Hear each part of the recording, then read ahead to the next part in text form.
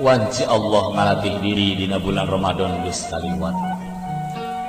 Mun umur dibere panjang kiwari tinggal perakna nyorang 11 bulan nu geus datang. Sing sumanget jeung ulah epes meer. Ingat pan aya Allah nu salawasna nang tayungan hirup urang. Dunya teu loba jiga batur tong hariwang jeung aral subaha. Mending lobakeun ibadah. Hirup di dunia mah kabeh ge moalilah. Keun jaga estu Allah bakal ngaganti ku kanikmatan nu taya bandinganana. Loba jalma nu disanjung pedah dunyana luyuh layah tapi hatena paciweuh jeung kasusah. Ati pabelit jeung urusan duit. Hirup loba digogoreng jeung dina nyeri ku batur omat ulah dibales.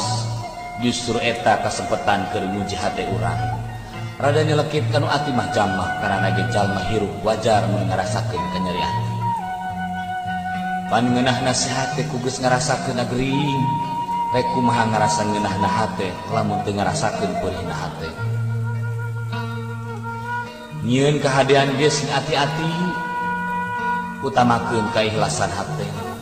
Mun eueuh maksud ngajak batur kade, tong sagala hayang kanyahoan ku batur justru eta nu mawa cilaka.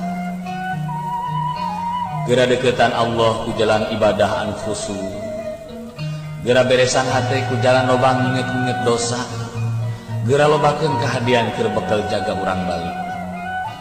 Prak. Gera hitung umur etang yuswa ayeuna sabaraha taun. Geus loba amal keur bekel jaga di akhirat. Nah yakin hirup bakal salilana. Yakin moal balik. Ridho mun anak turunan urang kabeh digebruskeun ka neraka. Nah sanggup nyang hareupan panasna seueur neraka. Rek iraha atuh eling lamun lain ayeuna urang keur hirup di alam